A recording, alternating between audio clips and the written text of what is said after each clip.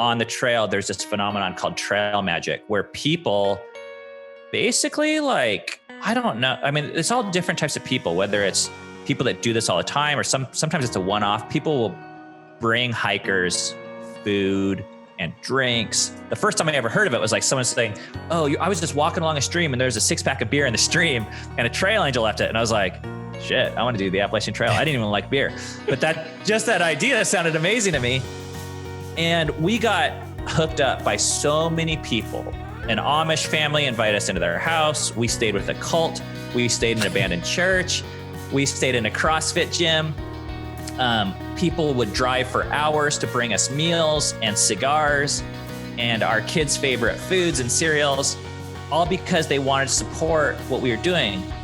And when I did the math at the end of it, when I took into account renting out our house and all the expenses, the food, the hotels, it was $80 a day for our family to be on the trail, which is $10 a person a day. Wow. Which is cheaper than living at home. You can't live at home with Wi-Fi for $10 a day.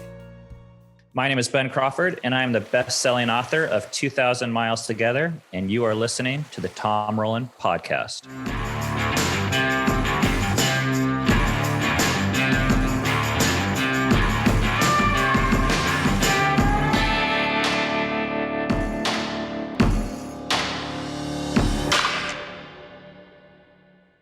Ben, what's going on?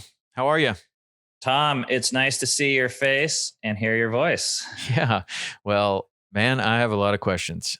You are, I mean, I don't even know where to start. I'm a father of 3. I've got a 23-year-old, a 21-year-old, and a 17-year-old. And, you know, I've done a lot of things outdoors with them, but I have not taken them on a 2,000-mile hike. And with a family of 3, I think that would be, or 4 or 5, a family of 5, 3 kids, my wife. I think that would be challenging, amazing, scary, and all the other things that all the other adjectives you could use to describe it. But you have a family of 8, including yourself, and the youngest is 2, and you made it all the way to the end. So, man, I got a lot of questions, but let's talk about it, man. Like, how long has it been since you got off the trail? Yeah, so we hiked the Appalachian Trail, which for those people that don't know, it's 2,189 miles. At least it was the year that we hiked it. Changes year to year. We did it in 2018, and it's crazy because, you know, it spans like 3 seasons. I mean, we started in winter, hiked through spring, ended in summer. So it's like a full, you know, it's a big chunk of our life. 5 months, 9 days is what it took us. And yeah, we started in Georgia. And on August 9th, we ended on Mount Katahdin in Maine. Wow. So, I mean, the first question, and I have read a good bit of your book and I've watched some of your videos. I would have liked to have done more research, but part of doing this research, I was like, man, I just have so many questions. I want to ask some questions. So, I guess the question that most people would have is why? Why did you choose to do this? And why would you choose to take your entire family, including a 2-year-old, on the Appalachian Trail?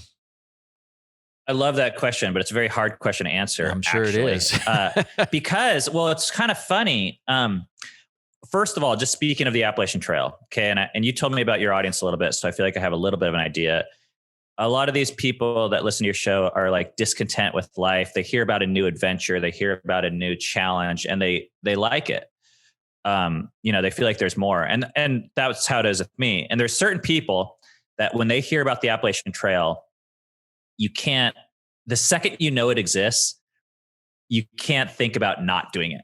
Like it instantly becomes not if, it's just when. And I'm that type of person. So I hear about these certain things and it's just like, I can't get it out of my head. It's like, oh, that will take me to a great place somehow. When was your first exposure to the Appalachian Trail? My first or second year of marriage, 20 years ago. So I was 21 and we were on a bike trip, biking across the country, me and my wife and my 1-year-old. And we stayed in this garage and there was these hikers sleeping on bales of hay. And I didn't even know what backpacking was. I wasn't raised doing adventures or even camping. I think my dad had an REI membership, was about as far as it got.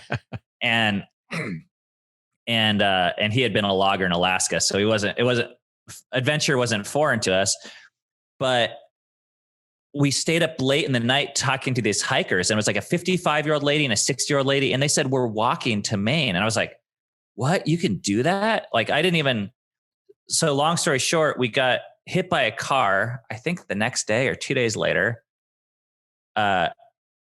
which ended our bike trip. Everyone was safe, but the bikes were wrecked. I got an insurance settlement, and the first thing I bought was backpacks with this insurance settlement. But that was 18 years ago. So it took a long time. It took 18 years for it to actually come to fruition. But to answer your question, why do we do it with kids? So this seed was kind of born 18 years ago. And just over the years of parenting, I think a lot of the excuses that people have for why they don't do things with kids, I just found no longer really held water for me. We took our kids out. We did some pretty epic, like what I would consider shorter backpacking adventures, but at the time seemed really long. Like there was this 100-mile trail, 95 miles around Mount Rainier called the Wonderland. We did that. It changed our life. And we were like, oh, that's possible. We ran a few marathons with our kids. So we learned like, oh, they could do hard things. And not only could they, but they could enjoy it. So when the time came to actually do the Appalachian Trail, the funny thing is people ask us, how did you decide to do it with your kids? And I'm always like, well, how did you decide not to do it with your kids? Like, cause there's a lot of people out there, kind of following their dreams.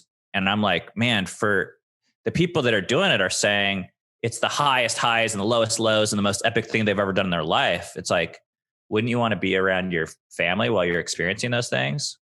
So that's the idea, is to be out with your kids. And is there a best time? I found a quote, because a lot of people, kind of younger people, talk to me sometimes about, I had kids in a profession that not a lot of people have kids, as a fishing guide.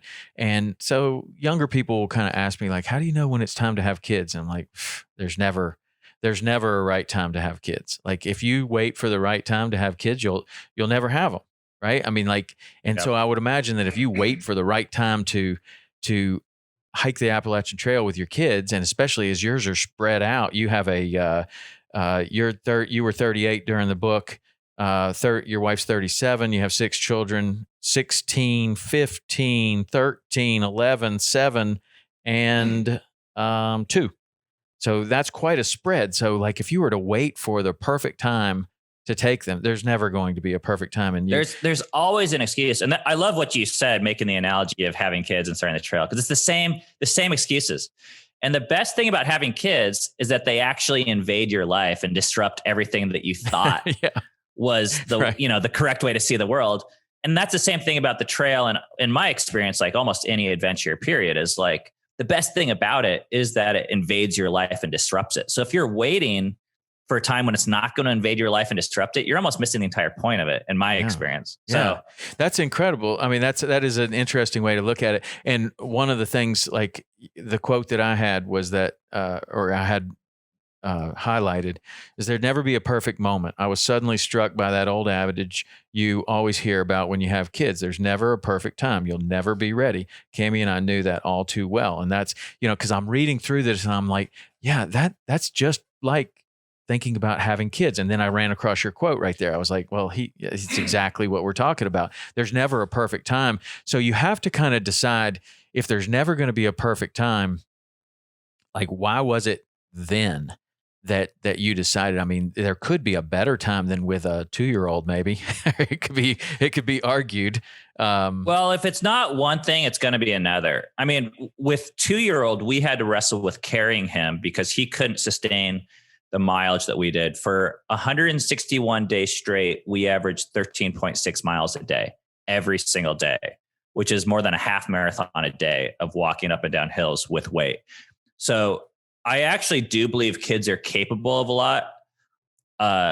But the question of if it's going to like break something or create more trauma is always in the back of my mind also. So I don't think for a 2-year-old that is sustainable. Now, actually, ironically, for a 5-year-old or a 6-year-old, 7-year-old, I actually think it totally can be with the proper training and mindset. So we were wrestling with carrying him in diapers, but if we would have waited till he's 3, 4, 5, I mean, everyone's like, oh, someday. I think those are all just excuses. Like, people think it's going to be easier when they're teenagers. It's like, get the fuck out of here. It's not easier. Like, people have other shit going on at that point. Like, you got activities, and there's more to sacrifice and more difficulty in a way. You got relationships and friendships, and our teens gave up a lot to do this trail. So it's always hard. I mean, but I think once again, that's the entire point of it. Like, the reason why we go on adventures isn't to do something easy. It's like, what's that? There's some quote, like, it's not an adventure until something goes wrong or something like that. Like, it's not an adventure until it actually just completely fucks up your life as you knew it. But I think the promise that we discovered with adventures in this is that there's this hope that whatever you discover about yourself and the world is going to be worth it and better and worth disrupting. And I think that's maybe what people don't believe. So they're waiting for a perfect time, but really they're just hanging on to shit. This is getting philosophical. I didn't realize we're going to. Well, I mean, it's interesting because your book has so many different layers, and this whole trip has so many different layers, and really all the things that happen during this have many, many layers. And like the philosophical part, and the part that I picked up right away as a parent, you're trying to make the best decisions. You're trying to make a decision that is going to benefit your family. And you think, yeah, this is where we're going. And then I came across this too. It said the scariest thing for me was that we would finish the trail, all 2,000 miles of it, and that someday my kids were going to hate me for it. The worst threats came not from the outdoors, but from inside of us, staying together, holding on to our love for each other, and not getting summit fever. And man, I was reading that. I'm like, there are so many situations like with fishing trips and other things that I take my kids to do. And it's like, at some point you kind of have to force them because they don't really want to. And at the end of the day, they're, hopefully you're thinking the best case scenario for this trip is at the end of the day, they're super glad they went, but it doesn't always turn out that way. And I'm talking about a 5-hour fishing trip, an 8-hour fishing trip, not a 161-day journey. So that had to be something that you were wrestling with the whole time. Like, are the kids liking it? I know you have to push them at some point. If you're not wrestling with that, that's what I don't have much of a definition of failure. Don't believe in failure at all. Like, even if you make the biggest mistake, if you learn from it, in my mind, that's a success.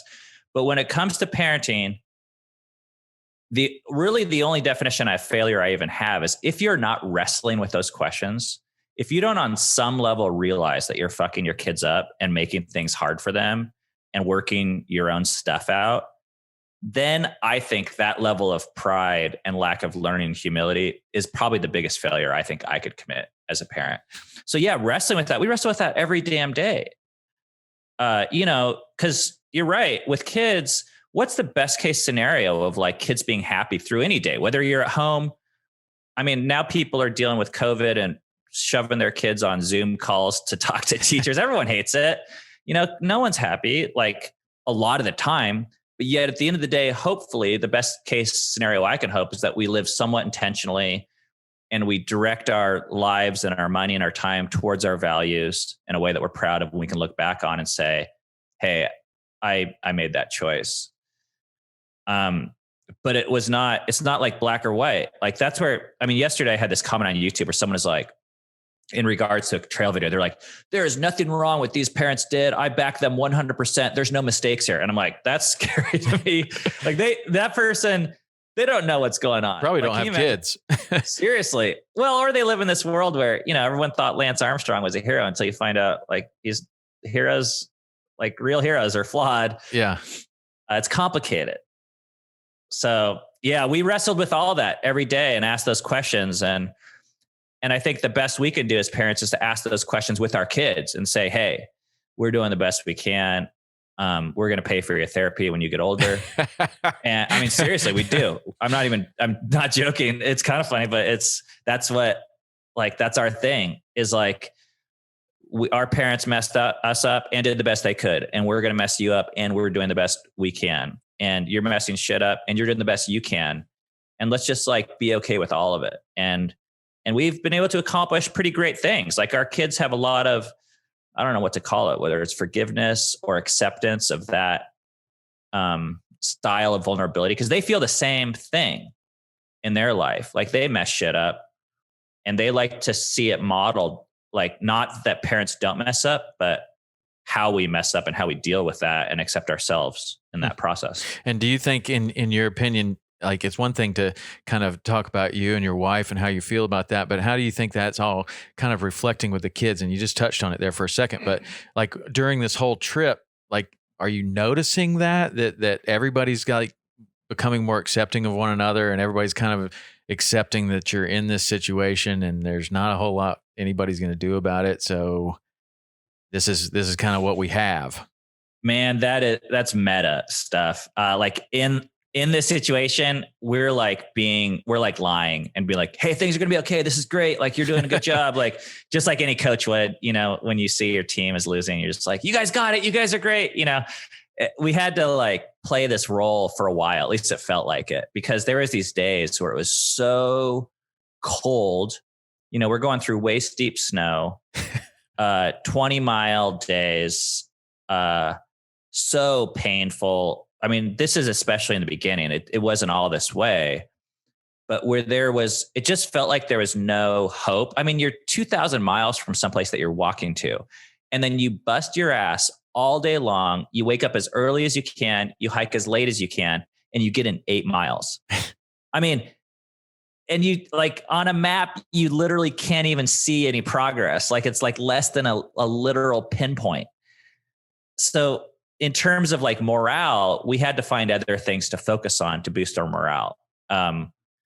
And what were those? Like what do you do in that situation, especially as you're dealing? It's interesting too, because, it's one thing for you to do it and your wife to do it, but then you're dealing with a 17-year-old all the way down to a 2-year-old. So each one has like different things. Like a 17-year-old can think about things that a 2-year-old can't even possibly think about. It's like, look, here's a gummy bear right here. And if we can just make it over that hill, I'll give it to you, and, yes. But that's not working with a 17-year-old. Like everyone is living in their own world. Yeah.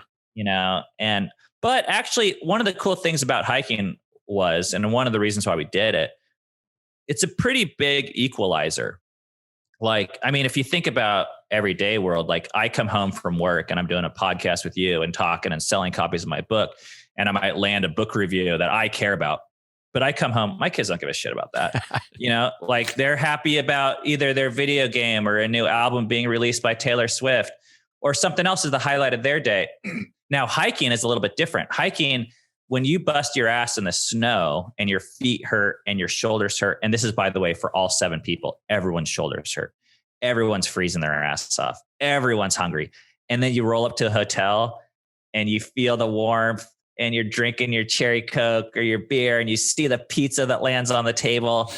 You all have these feelings together. And it really was a fun thing to be able to experience those highs and lows together, because I realize it's a pretty rare thing the way we live in this world. But to answer your question, how do we do it with motivation?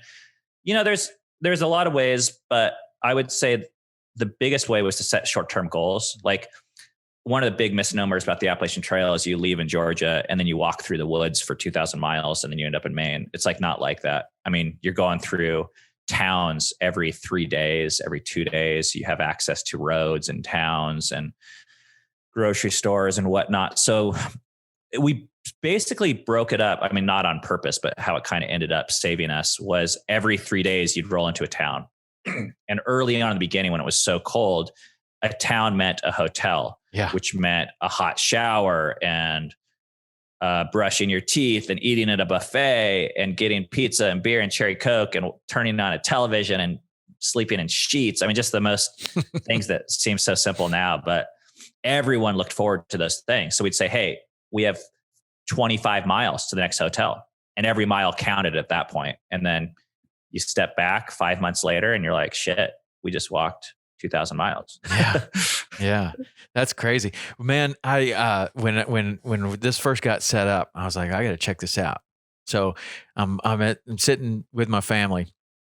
I've got my wife and daughter, and actually both my boys are home too, and they both live in Montana now, so they're kind of woods people as well. But I turned on the YouTube video and I was like, well, might as well just start at the beginning. So I go back to the very first video of the trail.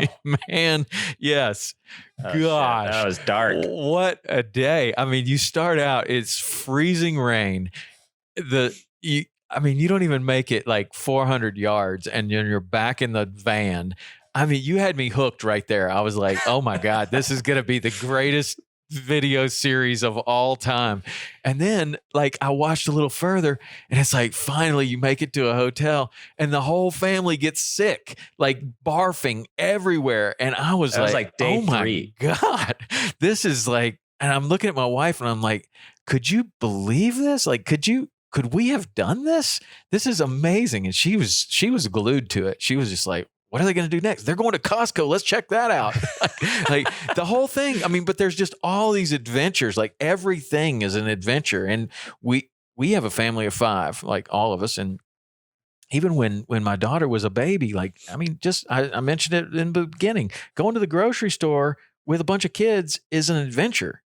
And you're just taking it up like 1,000 degrees by sleeping outside, walking every day. And then the logistics, I can't even imagine what the logistics are. Like you're saying you're going into a town every 3 days and there are grocery stores there. Is that what you did? And then you kind of carry 3 days of food for 8 people? Or how does that work? Yeah, but I mean, and this is something that's really important to me because I mean, it's really hard to figure out. I mean, I don't mean to sound this negative for someone like you who's at home, who's never done it. But once you get out there, you just figure shit out step by step. Yeah. I mean, even just like how you're podcasting right now, you have a TV and you have a headphones and you have this box and that box and this program running, and someone will look at that and be like, whoa, you're a damn wizard. But you did it one step at a time. You didn't get here overnight. So it is complicated in a way, but you also just figure it out. And we didn't know it on day 1. We learned a little bit more on day 2. And then on day 3, you just learn stuff. So by the end, people would look at our family and they'd think we were a well-oiled machine. That's what people called us. It was really weird. And I was like, what are they talking about? And I write about this in the book, but one day I just stepped back and I saw it. Like we arrive at camp and 2 of my kids pitch the tents. And one of my kids is going and gathering firewood. And one of my kids goes to the stream and starts grabbing water. I mean, these were all their jobs. And one of my kids pulls out their dinner food, which she was responsible.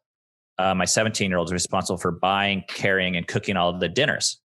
So every time we'd go to a town, 3 of my kids would go to the grocery store. One of them bought all the breakfast. One of them bought all the snacks and lunches. And one of them bought all the dinners. And then they carried and prepared those.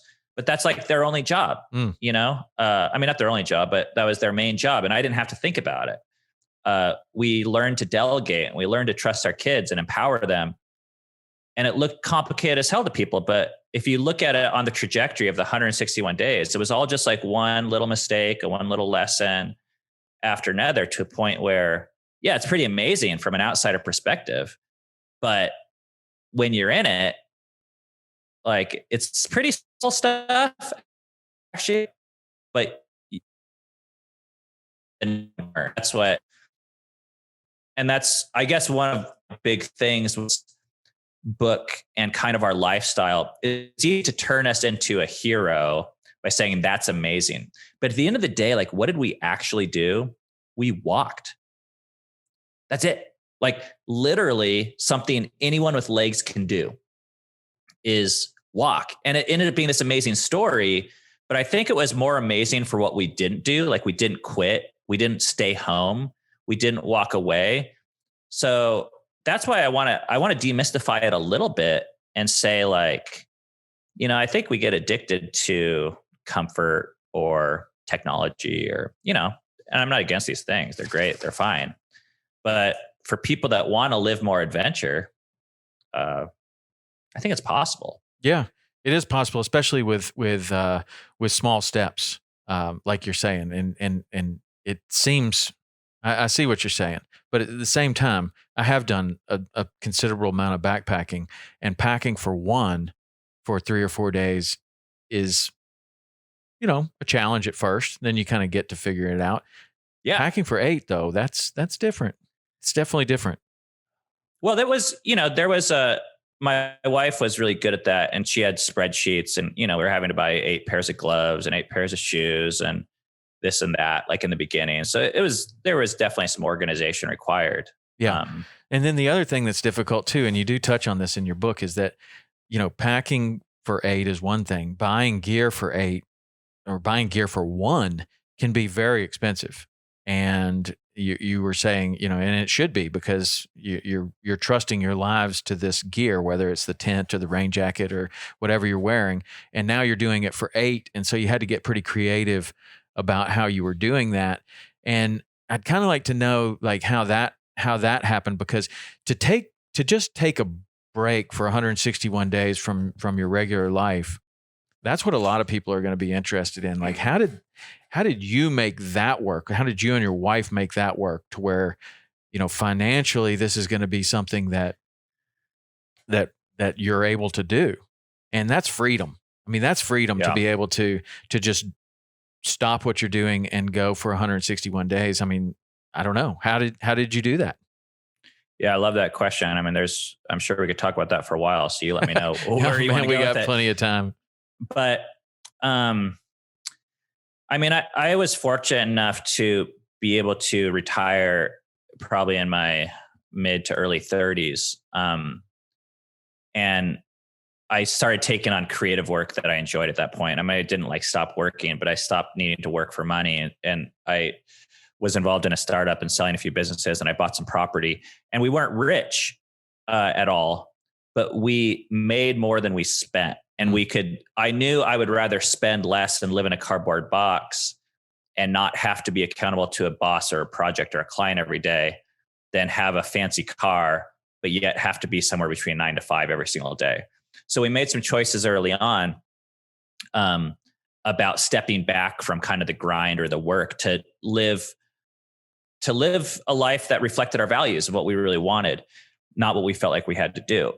So when it came time to the trail, we did have an advantage in that I wasn't walking away from a job per se or clients that were going to fire us or anything like that.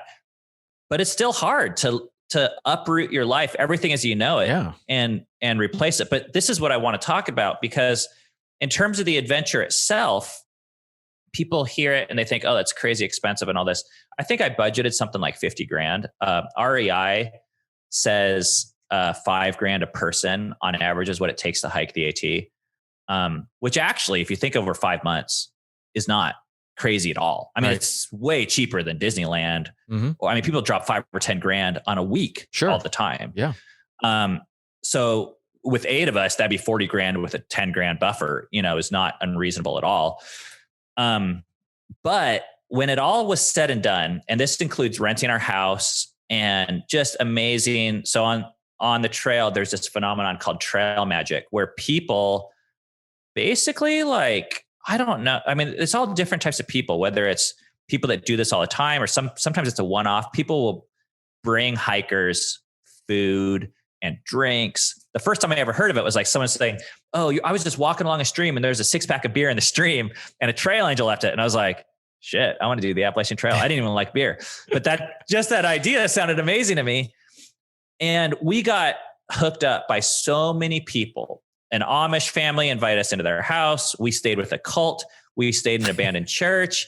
We stayed in a CrossFit gym. People would drive for hours to bring us meals and cigars and our kids' favorite foods and cereals, all because they wanted to support what we were doing. And when I did the math at the end of it, when I took into account renting out our house and all the expenses, the food, the hotels, it was $80 a day for our family to be on the trail, which is $10 a person a day. Wow. Which is cheaper than living at home. You can't live at home with Wi-Fi for $10 a day. So, it's not quite what people think it is. In terms of people think of it as this super expensive thing. Now, it's not easy to to leave your life, but it's not expensive. Like, yeah. I wouldn't think it would be. I mean, I don't, my impression of the Appalachian Trail, and, I grew up in Tennessee, so the Appalachian Trail was always looming kind of, and I knew a lot of people that have done it, and I'm familiar with it. It never seemed to be expensive to me, except for the stopping what you're doing. And then, stop. There's no income coming in. Yep. The actual hiking on the trail, you're feeding yourself and you're moving along. That doesn't seem expensive. What seems expensive and difficult is as you move into your life and you've got a job and everything. I mean, it seems kind of like something that a young, that would be more conducive to being kind of a young person getting started, maybe a gap year between college or something like that. And a time when you don't have a lot of responsibilities, but when you start piling on there, or when you retire, and then when you start piling on the responsibilities and the kids, that's when it seems very unlikely that you could do this. But I want to talk about that for a second, because there's two things about that. One, like a book that was very influential to me early on was Rich Dad, Poor Dad. I don't know if you're familiar with that, but he was all about limiting liabilities. Like, wealth is accumulated. I was not planning on going into this, but wealth is accumulated by focusing on 4 areas: income, expenses, assets, and liabilities. And his whole thing was your income need to be greater than your expenses. And when you get money, rich people accumulate assets instead of liabilities. And a liability is something like a car that costs more money, or a jet ski, or all these things. So one thing we've done really well over the years is to limit our liabilities, the expenses that continue to bleed you out, because they are so damn costly. It might only be like Netflix might only be $10 a month. But when you think about the ongoing cost a year, or when it comes to planning an adventure like this, a bunch of liabilities, and they're forming your entire life. Mm-hmm. The little car payment, the little vacation payment, the credit card payment.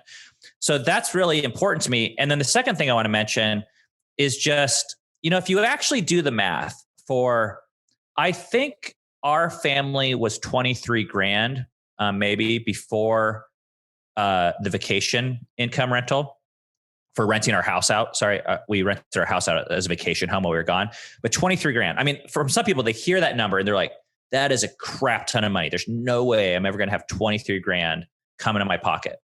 But if you think of these average people, a lot of them are making 60 grand a year. Mm-hmm. And if they were to set aside 25% of that, and the way we live our lives, in some ways, they might not even miss it. In 3 or 4 years, they could have the vacation of a lifetime paid off. And back what I had to do when we left for the bike trip, I was working waiting tables at Red Robin. That was the last job I really had about 20 years ago. And I said, I need to do this bike trip. It's going to take 3 months. I need the time off. And they're like, well, you can't have the time off. And I said, they said, you can't leave for that long. I mean, they're paying me fucking minimum wage, So I'm like, well, then I guess I quit. And if you want to hire me when I get back, let me know. But I was a trainer. I was one of the top guys, but in their minds, they're like, well, you can't quit. And I'm like, you're paying me $6 an hour. What am I going to do? Sacrifice my life for $6 an hour? So I don't know. I really want to encourage people to just rethink the way they're thinking about finances and being stuck somewhere. There's jobs out there. There's ways to make money. And even if you can't find a way when you get back, when you come back off the Appalachian Trail or whatever adventure is you want to do 5 months later, you might not even care, because you have such a different perspective on life and the world. It's like, I don't know. No, that's all of this. Like you said, I wasn't even planning on going into this, but this is such a big part of the reality of following your dreams. You hear all these people are like, well, follow your passion, follow your dreams. You should do what you want to do. But when you become hamstrung by debt or recurring expenses or an automobile payment or something like that, it makes your dream impossible. And we had one of the best podcasts we had was this guy, Sailing Sophisticated Lady on YouTube, and that was Rick Moore, and his advice was exactly that. He was like, "Look, man, if you got a dream and you got something that you want to do, the first step is to eliminate debt and to eliminate any responsibility financially, so that you could just stop doing what you're doing, and you don't owe anyone anything. That's freedom, and that's the ability." That's what allowed us to retire at the age of 30. It wasn't that we had a ton of money. It was that we got rid of our expenses. Yeah. And at the end of the day, it is a sacrifice. But if you want to live your dream and have, new cars and internet accounts and debt, it's like, no, you got to choose. And we chose. So that's where I'm fine with people saying that they don't want to do it. Like, I'm not here to convince anyone to quit your job and hike 2,000 miles. Right. Like, fuck that. But what I will push back against, if people say, "Oh, I can't do that. You're something special. You got lucky. Like, you're the superhuman. You're this or that." I'd be like, no. I'm not letting you off the hook that easy. Like, we all make choices. And yes, there is luck involved in my story. And, I consider myself very fortunate. But there was also, when we were canceling my life insurance policy, paying off all our houses when everyone was telling us it was a terrible idea, and canceling our health insurance, to Well, I lost you there for just a second, but I think I got where you're going. So there's a couple of things that I want to touch on there. First of all, you and your wife had to have this conversation about, this is the life you want to live. These are the sacrifices you're going to make. At what point did you do that? Did you do that before you got married? Did you do that like while you were married and decided, like, this is the direction we're going to go in so that you can retire early and you can do things that you want to do? I mean, you took this bike trip 25 years ago, right? Like, yeah, you've been on this path. Yeah. Well, like I said, I guess one of my superpowers, if you want to call it that, is I'm pretty tone deaf when it comes to whatever the culture says is a necessary requirement. We got married when we were 20 and everyone was like, "Oh, you got to wait to get married." And I was like, that doesn't make sense to me. I'd rather be with the person I want to be with than get a career, which, I mean, who the fuck would gamble on a career? I mean, like, look, nowadays, Amazon's replacing everything. Could you imagine like saying no to the love of your life for your job that gets replaced by a robot? So that didn't make sense to me. And then people said, "Well, you got to wait to have kids because you need to go to school and you need to get settled." And I was like, what is settled? Like, we have more money and affluence than anyone else in the rest of 99.9% of history. Like, when is enough going to be enough? So I just kind of early on just didn't have that sensitivity to paying attention to that kind of stuff, yeah. which, makes for some hard situations sometimes.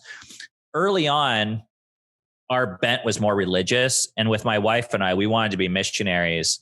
So we wanted to live some Spartan lifestyle and kind of reject comfort culture. So that was our desire early on. So we would prioritize what we saw as like God and faith over consumerism or culture or safety or any of those types of things. Over the years, that shifted where our religious views have changed quite a bit, and we're not driven by that same thing. But I think having those conversations early on let us know that we can live without what our neighbors think is a necessity. And we're not only will we be fine, in a lot of cases, we'll be happier. So while there was some discussions early on before we got married about being different and choosing an alternative life, a lot of those are made on a day-to-day basis as we just one decision at a time. What are we going to do about school? What are we going to do about a trip this year? Should we go to Disney World or should we hike for 12 days around a mountain? And do we want to be consumers or producers? And do we want to wake up early and run as a family? Or should we register for the marathon this year? I mean, just little things. Right. Yeah, I can see that on a day-to-day basis, but at some point there's got to be that communication, and that's where you see young people. My son's 23. He's thinking about, he's serious with a young lady, and I'm encouraging him to have these kind of conversations of what is it that you want in life? What is your financial kind of, not like, what are your goals? What is your 5-year goal? It's like, what is important to you? Like, where are your standards and ethics, and do you want debt? Do you not want debt? Do you want nice things, or do you want freedom, or or can you have both? Like, what are your views on that? It's important to discuss that, and to with your prospective, mate for life. So we were talking about the trail magic and all of the trail angels and stuff, and you go over that a lot in your book about these people that you would walk up and they'd be cooking breakfast, or they would be doing all these nice things for you, and it kind of seems, to somebody that's unfamiliar with your story, that there were just nice things being poured upon you and your family this whole time. But if you read into it and you see even just a little bit on YouTube, it wasn't really that way. Like, you got a lot of negativity thrown at you, both online and probably in person as well, from all different areas. I would imagine from friends and family, from people that really just kind of mean well, and they're just like, "What are you doing?" You're like going crazy. But I'd like to talk about that negativity that you experienced online, and then how that was, which is worse, like negativity and criticism from friends and family, or negativity and criticism from strangers that you don't know on the internet? Man, that's tough. Yeah, those are really formidable factors for us. Both of them were, the simple stuff with friends and family is people wouldn't really criticize us to our face, but there's kind of this tone of like, "Oh, you guys are crazy." And it might even be said in an endearing way, Mm-hmm. but we've also seen that it can be like an invalidating way, like where they're like, essentially we've bought into the rat race, but their only way to make sense of us is to call us crazy. Like, well, are we crazy? Like, who gets to decide what's crazy or not? Like, maybe showing up at a job to make fictional money is crazy. Like, and that's where walking in the woods and meeting other hikers, it was so great for us because we saw that there's these other people who, they just get it. Like, they get us. Like, they're like, oh, they get more from walking in the woods and building the strength of their leg muscles and eating food for calories that they're burning than sitting at home watching TV. But we didn't know that there was other people that existed like that. And maybe that's why we went to the trails, to find those people. I don't know. But all that to say, yeah, I think it does take a toll on us. And I never realized it until I got outside of it, that the friends and family that just like, there's just this underlying, I don't know, this feeling like, oh, you must be crazy. And a lot of us reading between the lines, like it's kind of like what they're not saying or what they're not asking. They're not asking us advice on how to like do stuff. Not that we have all the answers, but also I would ask them for advice if I wanted to do, fix a tire or get help from them. And it seems like I said, people paint us in a picture that it's just something that makes it something they don't have to deal with anymore. The online hate was a whole nother beast. Man, that was hard at first because, like, kind of as the story goes, the first time we really dealt with it was in the Smokies at Newfound Gap. We were in this blizzard. We spent the night in this women's restroom on the concrete floor, which was actually, I know these things sound crazy, but at the time it was a very reasonable decision. And the Rangers actually advise it because it's the only heated building and the road was closed. And by heated, I mean, I think it got up to 45 degrees at night in the building versus the 17 degrees outside. And we step out of the bathroom, the road opens up, and we're expecting my parents to pick us up. But instead it was CPS, Child Protective Services, coming to interview us about taking our kids away because someone had reported us. And everything like worked out. Like they were very reasonable and very kind, but it was scary. And that's when we realized, oh, these online people watching our videos. Through the course of the hike, I think we got reported to 3 different government agencies. And then we started digging into it. And there was these like forums online where people were just going, I mean, it was like their full-time job to point out how much they hated us and thought what we were doing is stupid for all sorts of reasons. Like from my looks, to the way I talk, to the way we parented, to our religious beliefs or lack of religious beliefs or whatever. And it was debilitating at first. You know, you can read this stuff and then I get in these loops where I'm like, oh, I got to change these people's minds. They don't know me. They don't know the truth. I'm going to prove them wrong. I'm going to help correct them. I'm going to fix them. And that is a fucking full-time job. I mean, if I dedicated my life to that, you'll never win that job. There is no winning. I mean, no points. You're not getting anywhere. You're not changing anyone's. I mean, even if I set my mind to it, it could spend hours and I could sway them maybe 1%, or I could even make it worse. Yeah. And that was a hard lesson to learn, but it was one we learned very quickly because, you know, I hopped on there once and I was like, hey, I need to set the record straight. And I kind of offered stuff and then they turned it against me. And that's when I could see, oh, these people, they're not here to dialogue. They're not here to learn from us, at least. They're here. I thought they're using our life to feel better about themselves. So if you're happy about your decision about staying home, paying your bills, and sending your kid to soccer, I don't want to minimize these people, but you know, then you're going to look at the crazy wacko family and say, see that crazy, religious, controlling, narcissistic, anti-vaxxer. I mean, and we're not even those things. I'm just saying those are the labels that they would use for us. And then they'll just say, see, that's why I'm obviously making the right choice about my life. So, and once we saw that it was that, we're like, oh, you know what? This isn't a conversation. They don't want to hear from us. Yeah. So we had to learn to just completely tune out of it. Yeah. But I mean, then there's this other layer of how is this affecting the kids? Like, it's one thing if it's just you out there and you're doing your thing and people don't like it and they're giving you a hard time about it. And then it's another to be like, man, I brought my kids into this. Now what?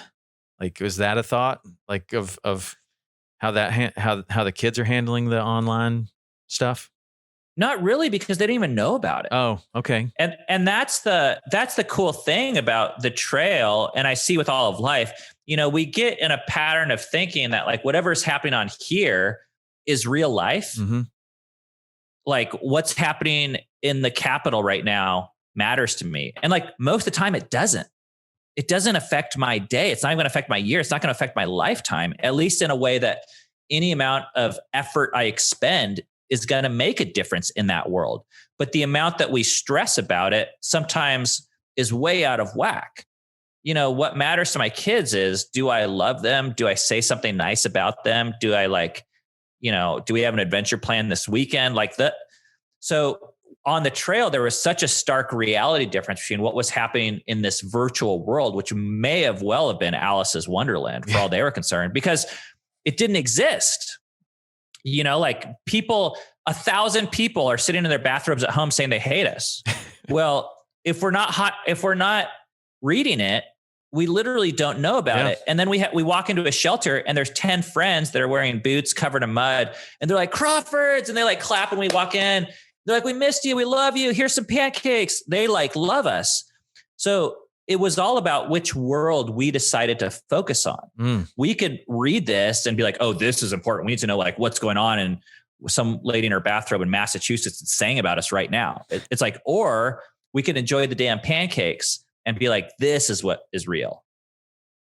So it was a weird juxtaposition. Like literally the night after, the closest we ever came to quitting, we didn't really think about quitting the entire time, but the closest we came was after spending the night reading people's comments on Reddit.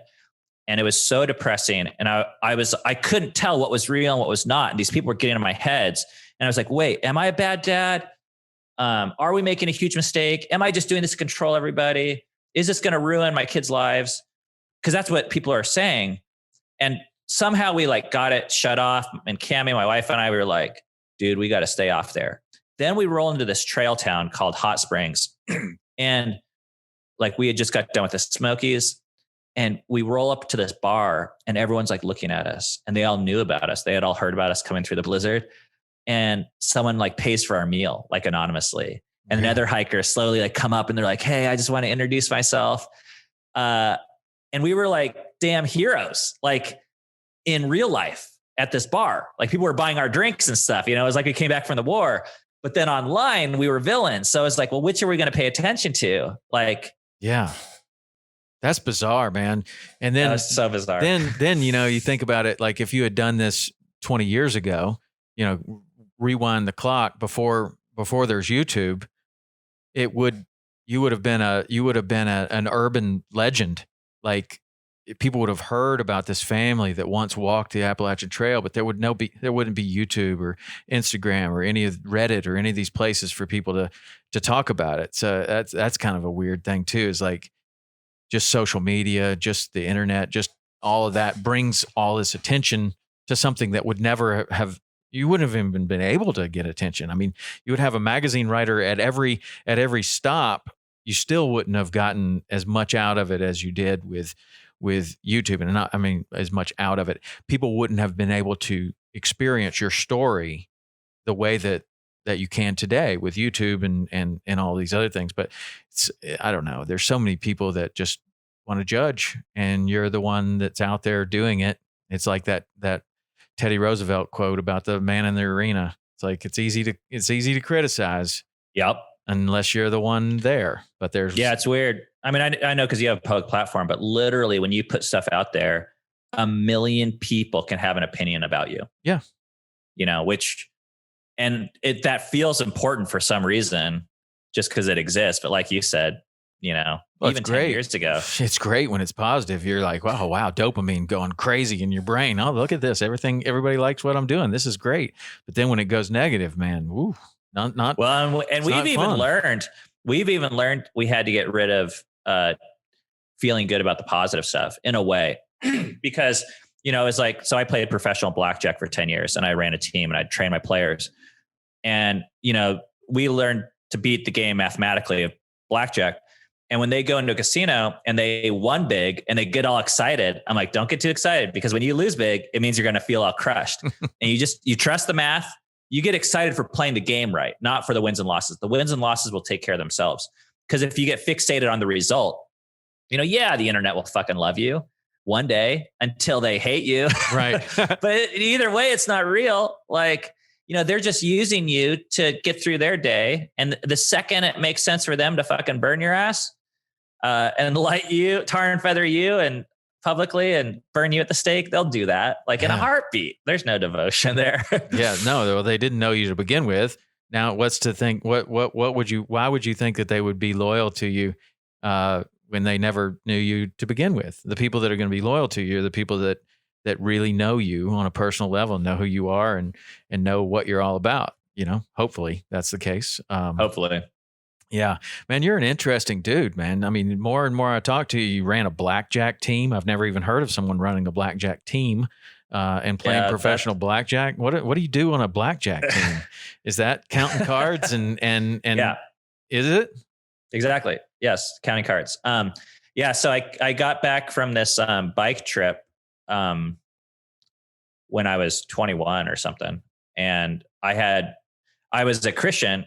And I was like kind of a fundamentalist type where I was like really anti-business and anti-money. So we were going to be missionaries. So I was like, even though I think I was like good at business, like in high school, I sold t-shirts and candy out of my locker and stuff like that and loved it.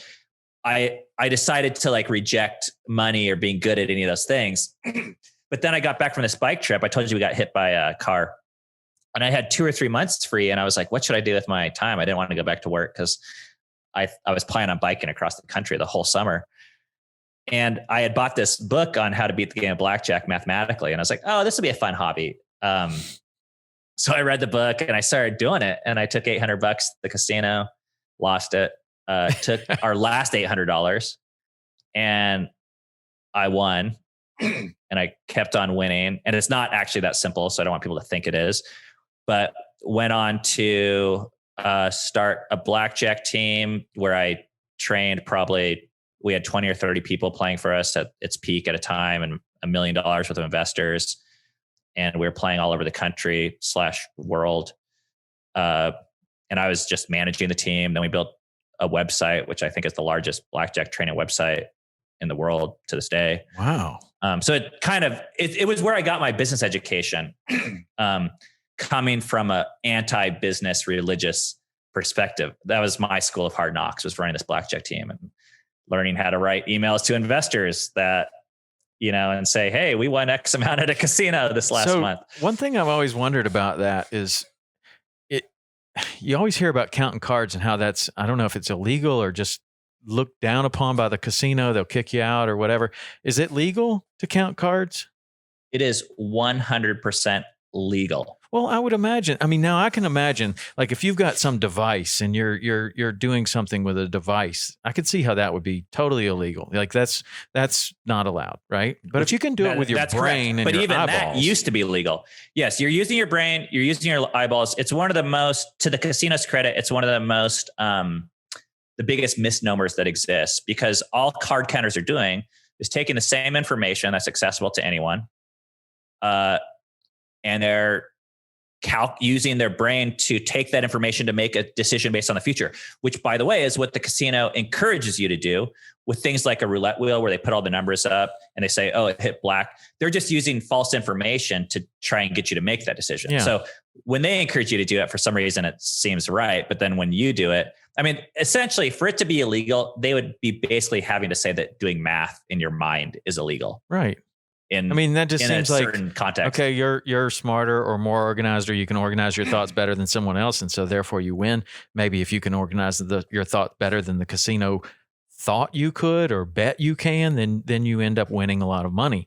And if you can do that consistently, I'm sure they don't like it. Yeah, they don't like it. So they try and but when they cross a line, so it hits their bottom line. But where they cross the line is, I think, one, when they discriminate you for doing it, because they create the damn rules of the game. How would they even know that you're counting cards? Like, are you doing something with your hands? Is there any way that they could look at 5 players and say that guy's counting cards? Yeah, kind of. I mean, there's 2 main ways. Like the main way is just by how people dress and act and look. Like, when you walk in there, there's a certain look of someone that's in Vegas to have a good time. That was not me. I was not there to have a good time. Why don't you just dress like that? Well, so we would. Okay. But still, you can only kind of fake it so much, because I'm there. It's my fucking job. I'm there grinding it out, there to pay for my kids' stuff. Yeah. So I took it seriously. But the main way actually is card counters are known for fluctuating their bets by dramatic amounts, because the way it works with, like, let's just take 6 decks, which is a common game, is you have the disadvantage a lot of the times, and then sometimes you have the advantage. And this is true for every blackjack player, even just the traditional gamblers. The only difference is a card counter knows when they have the advantage. So that's when they would be increasing their bet by as much as they think they can get away with, either financially or visibly with the casino. So we would bet like $5 or nothing, and then we'd sometimes bet 3 hands of $5,000, and that's suspicious behavior. Yeah. So they might let that go. Gambling. They may let that go once or twice, but then when you do that 4 or 5 times, they're like, that guy needs to get out. Yeah, kind of. It all depends. I mean, there's times when I'd get kicked out of a casino the second I walked in. They'd recognize me and kick me out. There was times when we played at casinos for months and months and months, and then I don't know if they just didn't care, or you just never know. Like, that's interesting. I've never, that's a different world. I mean, I've always kind of heard about that. I've had questions. I'm glad that you mentioned that, because I just had no idea about that. It's kind of cool when you come across all these different things, especially that's what the podcast has been good for me about. I've just been able to talk to so many different people and learn so many different things that I didn't think existed, like counting cards. Well, so can I share one of my most valuable lessons that I learned from counting cards? So in counting cards, like in gambling, this is the math, and this is the way we trained our brains to think about it. Sorry, that's my timer for the resetting your camera here. Oh yeah, let's do that. With counting cards, you train yourself in a new way to make decisions. Gamblers walk in there and they make decisions off all sorts of crazy things that really don't matter. And that's kind of, it has this feeling of control. It's like wearing your lucky underwear or bringing your lucky rabbit's foot. It gives you this talisman to hang on to and essentially blame and credit, but yeah, it has actually no bearing on the math. That's why the casino's not concerned about that. Like, they use math, and the casino, like, there was this Onion article, if you remember the Onion newspaper, it's like the satirical thing, but it said, the headline said, "Casino has winning night," and it was like, it was like meant to sound all lucky, but casinos win every single night. So anyways, what we did as a card counter was learn to basically ignore all that information and train ourselves to absorb and make decisions off of new information. And if you made these decisions off this new information, basically adding and subtracting the number one and paying attention to when there's more tens left to be dealt and aces, then eventually you would win. But you are never guaranteed to win on any particular hand or any particular night. You had about a 1% advantage against the casino, which means if you do that math, that if you went to the casino 100 times, you might lose 49 times and you would win 51 times, which is very slight. And in fact, you lose 49 times and you remember the losses more than the wins. Mm-hmm. So it always feels like you're losing. But if you play the game right, you will win. Anyways, what I've learned about kind of like loss aversion is a lot of people, the way we live our lives and the way we parent is we make decisions that feel safer because we don't want to lose. And I think with the hike and things like this, people think, oh, if I go out in the woods, what if my kid gets eaten by a bear and my family finds out? Everyone's going to say, oh, you should have stayed home. See, I knew that was going to happen. That's dangerous. Like you shouldn't go outside and do shit like that because they're so afraid of the losses. But when you think about it, and I wrote some of these statistics in the book, like there's like, I think 1.25 bear deaths in the country a year. Okay. And like 300,000 bears. Yeah, exactly. And then there's like 300,000 people die of heart disease every year. And don't quote me on these stats, but I'm just giving you some general numbers. So it's far more dangerous to drive to McDonald's than it is to walk in the woods. Like the car accident rate and the heart disease from McDonald's is far more dangerous, but we're never afraid of McDonald's. So anyways, one of the things we've tried to learn and apply to our life in other ways, but I learned this in blackjack, is to make the decision that is going to make me learn the system of decision-making that's going to make me the happier in the long run, not the decision that's going to prevent me from feeling losses that especially neighbors and friends and family can point at and be like, see, like everyone's looking to point at those decisions mm-hmm. and they're looking for immediate results. But we've had to learn to ignore a lot of that and just live our life in a way that most reflects our values. And a lot of times that means we take some losses, or at least what feel like losses. I mean, we could have got on the Appalachian Trail. There's such a high chance that we would have not made it the full way. We could have made it 800 miles or 200 miles and someone got sick or someone breaks. I mean, we had 8 people, one person twists an ankle, one wrong step and we're done. And I think people could have looked at us. People probably would have looked at us and said, see, yeah, that's why you don't do that stuff. See, I told you, you couldn't hike 2,000 miles. You only made it 1,900, you loser. Which sounds ridiculous, but that's how probably how I would have felt about it. I knew they weren't going to make it. I knew it. Yeah.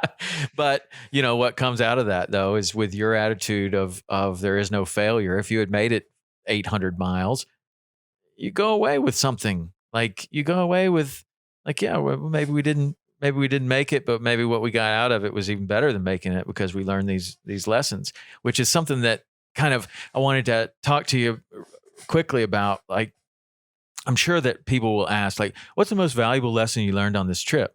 And to me, I'm sure that there's a lot of valuable lessons that you learned on this trip because I've done a couple of things that were like real big things in my life. And one of which was going to this camp called SEAL Fit. And it was like a 50-hour camp that the Navy SEALs beat you down and really make you kind of question everything in your life. And then you end up either making it or not, or lots of people quit.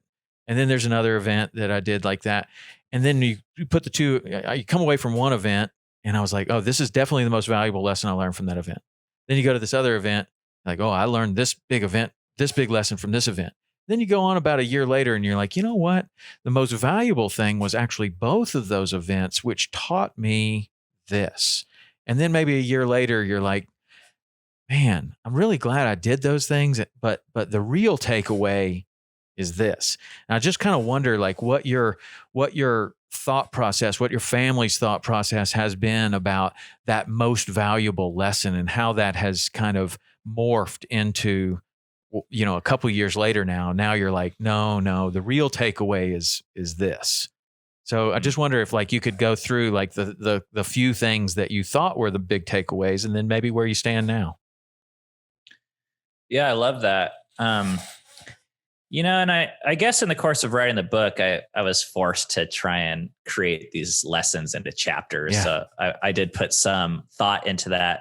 But I also would say as a whole, I don't feel the need to label the lesson as much. I just trust the process. When you live a life of adventure and when you push yourself to uncomfortable zones, I've just found that the growth that comes from that is kind of the payoff in itself for me.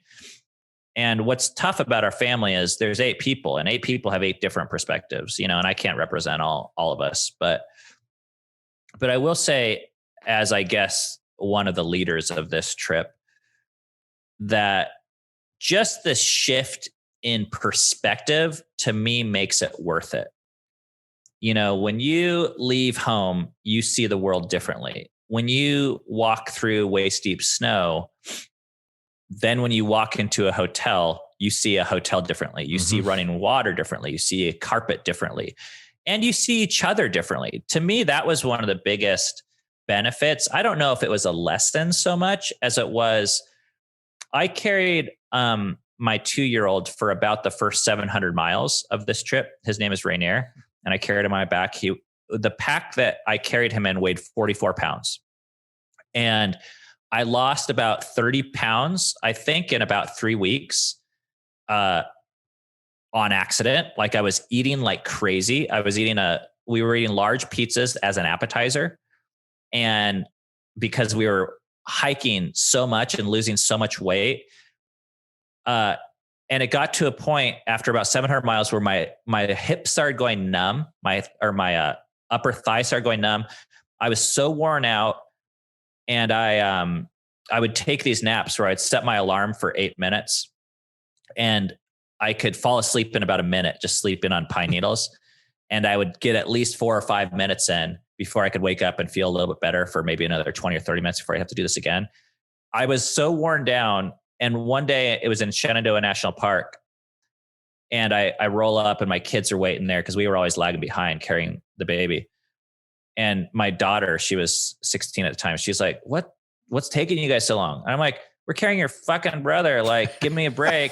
What do you think we're doing out here? Like I said, you want to see what it's like? Why don't you carry him? And it was just one of those things you say as a dad to like tell your teenager to like shut the fuck up, Anyways, she was like, fine, I'll do it. Cause she's like stubborn like me, And so she did. She carried the baby. And you know what? For the next 4 hours, she kicked ass. And this is my 16-year-old daughter. So I'm like, oh, I'm the dad. Like I'm the strong one here. Let me help you, you poor teenage daughter who can't carry, obviously this 44-pound weight. So she carried the baby. And up until this point, we had been tweaking, like you talk about, preparation and efficiency. And I'm an efficiency guy. So I was always tweaking like how much weight we had as a group, how we were doing snacks, like how we could do things more efficiently with our time. Because every day meant miles and every calorie meant energy and, weight, all this stuff. There's all these equations going on, which you could probably also harken back to the casino days, Yeah. So we're figuring out every ounce, every calorie, all this stuff. And we were tweaking it and getting like 5 or 10% gains. Anyways, that day I laid down in my tent and I cried, and I realized that my kids could carry Rainier. And I thought I was the only one that could, but that was a reality I had created. Not that I hadn't trusted them. I was like, oh, I'm the strong dad. Like, I need to take care of this kid's like, stand back, let the superhero do his job. And it was a very humbling experience. And from that day on, I would say we did a 25% boost on our miles, all from that one decision of learning that my kids could carry the baby and I didn't have to be the damn superhero.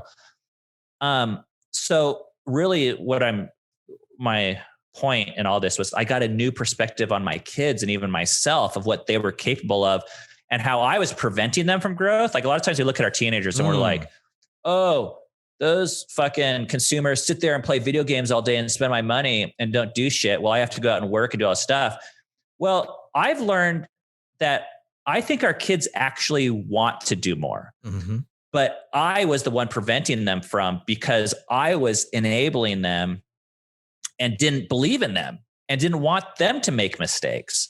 So by letting go and watching them step up to the challenge, they actually enjoyed carrying their brother. So then we started taking 30-minute shifts, where now I would carry the baby for 30 minutes every 2 hours, and we would rotate it for the entire, 1,500 miles. And it completely changed the dynamic of the trip and the way I enjoyed it, in a huge way. So opportunities like that, in terms of like what I walked away with, I mean, that was one lesson that I saw, and it's one chapter in the book. But there was a dozen things like that where I just learned to see my kids differently. I saw them as heroes for me. And it was a kick to my ego's nuts, at first, but I'd rather partner with kids that I'm going to be friends with for the rest of my life than be the strong, all-knowing dad that's powerful and doesn't make mistakes, even though that's all based on a myth that no one wants to address. So yeah, I'm a new perspective junkie. I think if going to therapy or going on an adventure or quitting your job or writing your book or starting a blog or a vlog or a podcast will give you a new perspective on yourself or the world or the work, I'm like, how can you afford not to do that? I think that's one of the best things in life you can get. And this hike gave it to us. Man, that's awesome. And that is different perspective, like how you see. And I did read that in your book. I read that part about your daughter carrying your son there. And, but the perspective that you have on it is, and that'll probably change, like give it another couple of years. And then that story that you say, you'll have a slightly different perspective based upon like how the kids turn out and like how other things in your life. And you're like, yeah, I thought that was exactly what it was, but it turns out it's maybe a little something different, and I like the new perspectives too. That's been some of the biggest things for me is going through some sort of a crucible experience, whether that's on the water, you're in bad weather and you don't know if you're going to make it back, or you have to make a real crucial decision and maybe you make the wrong decision and it results in some sort of adventure that you really didn't want. And you come back with a different perspective. You're like, not doing that again. Or, man, I'm glad that whatever, I don't know, but there is a different perspective and you see things differently. And when you go and do something like hiking and go into just to see running water and a toilet, you're like, wow, that's amazingly nice. And my kids, they see the world differently. Like one of the things I'm the most proud of is the way that we came to experience strangers. Strangers invite us into their home. We hitchhiked as a family. We drove in this lady's van. All 8 of us were on a bed in the back of her van. I mean, it was like one of those things you'd see on like To Catch a Kidnapper or something like on America's Most Wanted, where they're like, never get into a stranger's van that has a bed and no windows. We did that and it saved our ass. And we are friends with this lady to this day, or at least keep in touch online. And my kids experienced that. Instead of being afraid of strangers, what if people want to help you? They just don't know how, or they don't feel invited, or they don't see need, but everyone wants to be valued. Like, where can you learn that? Like, you don't learn it watching the news, So to give my kids that perspective, to give my kids a perspective that they love America and meeting, going through the back roads and woods, and that they can walk 2,000 miles. Like, I don't give a damn if they never hike another day in their life. It's not going to faze me. I don't care. I don't care if my kids grew up being hikers. I want them to know that they can hike if they want to, if they choose to, but they can choose not to. But when people say, oh, I can't walk or run 5 miles or 10 miles, that's too hard for me. I'm like, ooh, that's a limit. I mean, maybe it's real, but maybe it's self-imposed. I feel like my kids don't have that limit, at least. Yeah.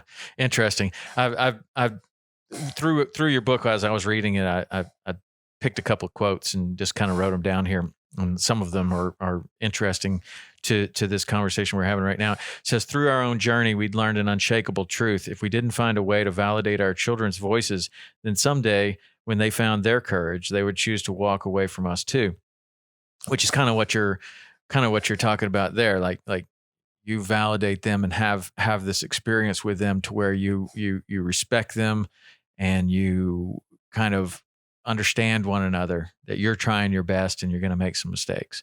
And that if they can accept that and you can accept that you're going to make those mistakes, then you got a better chance of them not tolerating you for as long as they have to, and then bailing as soon as that day comes. That's what I hope for my children too, is like, I want them to want to be around me. Like, how do I make decisions on a daily basis to where, they have to be around you for a certain time, but then it gets to a point to where, do they want to? Like, would they be here if they didn't have to be? And that do they just feel guilty? Yeah, that was kind of an interesting part of your book. I liked it a lot. And then like what we're talking about here is this one. The trail gave us the full spectrum of experiences, beautiful ones and horrible ones.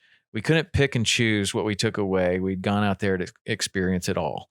And that's kind of what you were saying about the journey. Like, the whole thing to you is like the journey. And to me, a lot of the same, I feel a lot of the same way, is that you take the good and the bad, it's all valuable. The beautiful experiences that you have, those are valuable, and you can take away wonderful things from them. But the horrible experiences are also valuable, and you can take away, that may be where you learn the biggest lessons, right? Like, you think you learn more, or you and your family learn more from the beautiful ones or the horrible ones? Or does it even matter? It's hard to say. Yeah, I don't know if it matters. I do know this, like, when we first started back camping in Seattle, Seattle, it rains all the time. And we heard this story again and again and again of these families that would go camping. And then it was always the same story. They're like, we went camping. It was a disaster. It rained. We forgot the food. The fire wouldn't start. And the blow up air mattress like deflated in the middle of the night. And that was 8 years ago and it sucked. We're not doing it again. And I'm like, well, wait a second. It's 8 years later and you still remember that weekend. Like, is that a failure? If you're still talking about it 8 years later, what was the alternative? To watch season 1 of 24, and have another or Lost or Alias or whatever was on back then, and have another like weekend that's just like every single other weekend that you don't remember? Is that a success? So it kind of comes down to redefining success. Like, the hard parts for us was the cold in Georgia in the beginning. It was so miserable and so difficult. But yet we're talking about it 2 years later all the time. So the pain is hard, but it does, it forms us. And, but on the AT, it's so obvious. You can't control the weather. You show up and hike every day, but in 161 days, you're going to have bugs some days. You're going to have heat some days. You're going to have cold some days, dry some days, rain some days. All you can control is your attitude. So if you get all bent out about, oh, it's rainy today, it's like, well, you're going to have a lot of days where you're pissy because, it's going to rain. It's going to rain. You had another quote that I wrote down. We didn't feel pain in the same way anymore. It was more of a constant companion than something to notice or remark on. And that you kind of wrote that when you were talking about carrying your son and you were losing so much weight and having such a hard time. But that pain, it's like, it's always around you, and this is part of it. And you can choose to think about it or dwell on it or choose to keep walking. And it's kind of what you're talking about there. Like, it's a change of perspective. Like, even for your kid, for everybody, especially for your kids, like, sore feet, it's kind of part of it. So either move on or not. Yeah. And the promise is, when you're doing your difficult thing, when you set out to do it, humans are amazing at adaptation. The promise is it will get easier. And that's something that's really hard to believe, I think. But when the amazing thing about our story to me is not that we have a higher pain threshold or that we are superhuman as a family. The amazing thing was we started the damn journey and just didn't quit. Because when you look at the other 2,000 hikers that finished that year, or 1,000, I think, a lot of which we hiked with, they all went through the same thing. It all sucked the first day. And the second day, it sucked a little bit less. And then the third day, it sucked a little bit less. And then the fourth day. And then 5 months in, we're all fucking machines. People are doing 20 miles and not blinking an eye. And day one, you're struggling for 4. But that's the human condition. And it's like, I think people, they start their run or they quit their job or they start their writing project or their vlog or their blog, whatever, and it sucks. But the next one will suck a little bit less. And to me, it's like, I really want to lean into that hope.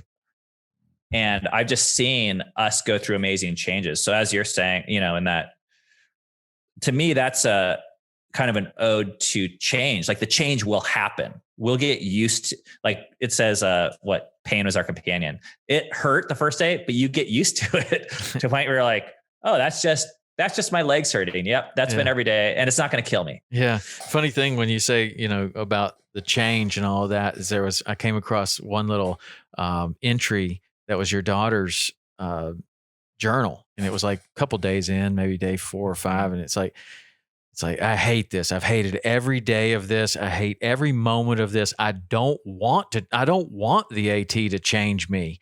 And I was like, man, that sounds just like, of course, any teenage daughter would be doing it. But then there's like this thing of like, you're just so attached to your regular life that you don't want this change, but it's happening. And it would happen either way. Like if you just stay at home, you're probably going to experience some sort of change. But if you go on this trip, you're going to experience radical change. And she was wrestling with, like, I don't want this. I want to be at home with my friends. I want to like do regular things, not hike in the snow, and that's the daughter, ironically, that probably wants to through hike the most next time. Really? So there is some interest. That's cool. I don't know how we could end it any better than on this note, but I do want to ask one more question. You have, your name's Ben, your wife is Cammie. Then you have Dove, Eden, Seven, Memory, Philia. Is that right? Did I say that right? We pronounce it Philia. Yeah. Philia and Rainier. So what's obviously those names carry significance. Can you just quickly just kind of give a little bit of significance and context to why you named your kids all of those different names? They're all over the place. It's kind of like my tattoos. Like it just kind of was what we felt at the time was the most important to us.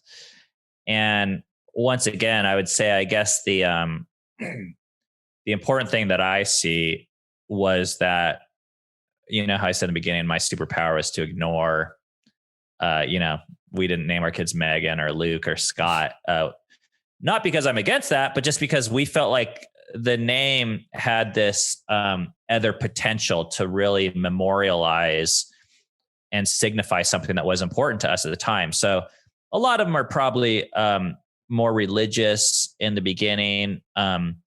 Rainier is our favorite mountain that our family has spent a lot of time around. That's where we hiked for doing this trail 5 times. It probably helped train us for this trail. And it's one of the most beautiful places in the world to us. But I guess the point was for me that each of those names were the most important things to us. And we knew people would critique, whatever, but we were just kind of like, well, fuck it. We get to decide, and hopefully it doesn't, ruin the kid's life. But I think all our kids like their names to this day. So that's been kind of a lesson of our family that I think maybe other people can learn from also, is like on an individual level and as a family level. One of the phrases we say in the book all the time is hike your own hike. You have to hike the pace and the style and the speed that works for you. And on the trail, that became very tangible because, 5,000 people hike. I heard actually, and this is kind of a funny joke, but someone from Thailand told me that there's like, forgive me on the numbers, but there's 10 million people that live in, Thailand. And there's 10 million ways to make pad thai, and it's kind of a similar thing where there's 5,000 people that start the trail each year. And because those people all come from different nationalities, they come from different stages of life, different income levels. There's 5,000 different ways of doing gear and hiking. And no one's right and no one's wrong. You can get it from REI. You can get the shiny stuff from Arc'teryx or Patagonia. Or there was kids wearing garbage bags that didn't have rain jackets. And some of those kids kicked ass. They were like going to make it. And they were living their dreams. So who am I to say, oh, you need a Patagonia $200 rain jacket? So I don't know, whatever it comes to living your life and hiking, if you try and hike the way you think other people want you to hike, either by going faster for months at a time or slower for months at a time or skipping towns or doing this or that, it was a disaster. And one of the things we're trying to do is to learn to live into the freedom that, oh, that's cool. You get to name your kid like whatever you want, like, and you get to set your schedule at home and set your, we have a lot of freedom in this country. And I don't know, I really want to encourage people to do that. So that's what we did with our kids' names. We named them. Yeah. It was important to us at the time. Yeah, that's cool, man. Well, like I said earlier, man, you're an interesting dude. I'd love to have you back on the podcast another time just to talk about, I don't know, anything, mindset, perspective, this trip, other trips, how card counting. I mean, there's something tells me that if I talk to you for a little bit longer, I'd probably uncover some other things that you've done that would be of interest. But for now, we'll stop it here. Tell everybody how they can buy your book, how they can go to your YouTube channel, how they can support you and your family in whatever way they like. Yeah. So the book is called 2,000 Miles Together. The story of the largest family to hike the Appalachian Trail. It's available on Amazon. You can buy it from our merch store, which I'm assuming you have a place where you can put links. Yeah. I'll just we'll do send you a link to that. That helps us out more directly. Because we literally make 3 times as much money if we sell it directly than through Amazon. But either way, if people want to check out the book, I'd love that. On YouTube and on Instagram, we are Fight for Together, FIGHTFOR together. On Instagram, it's all one word. And for there, I would say the most interesting thing people might want to check out would be, we have this hour-long documentary about our hike that, it has music and drone shots, and I think it's pretty entertaining. People say they really like it. It gives you a good feel for our hike and who we are. And from there, the book is, it's getting a lot of good reviews. I'm very happy with it so far, and people are saying it's an easy read. So no, it is an easy read. I'm hoping you're going to put an audio book out too, because I do a lot of driving, and I like to listen to audiobooks and I run, and sometimes I listen to the audiobooks. But I read enough of your book to realize I want to read the entire thing. And there's so many lessons and stories and perspective about parenting in there. And one of the things I like most about your parenting style, or not even your parenting style, but about what you did in the book, is you put in there in the preface that you had written a bunch of drafts and you're starting to talk about parenting, and then you just decided that is not good. Like, I'm going to do this differently. I'm going to just tell the story and people can make of it what they want to. And so it's not like you're not on a soapbox talking about like what's the best way to parent. It's just like, this is an experience we had. These are some of the things that came out of it. Take from it what you want. Like, we wanted to share the pros and the cons. Yeah. And you did a really good job. I liked it. I enjoyed it. And I love the videos too. And I think the audiobook is coming out in 2 weeks. Okay, cool, man. Well, I'll definitely check that out. All right. Well, if you like this podcast, you love the book, you should definitely check it out and go to the YouTube thing. And if you just watch the first 2 videos, you'll be hooked. It's really good. But Ben, I want to thank you for coming on and spending this time with us. And I think what you did is really cool. And I know that your kids are going to benefit from it and see the world as a metaphor of this hike, for the rest of their life. They'll be like, oh, this is like when we were hiking through snow. Thank you, Tom. Yeah, I really enjoyed it, and I would love to come back. All right, we'll do it. Okay, thanks. See you.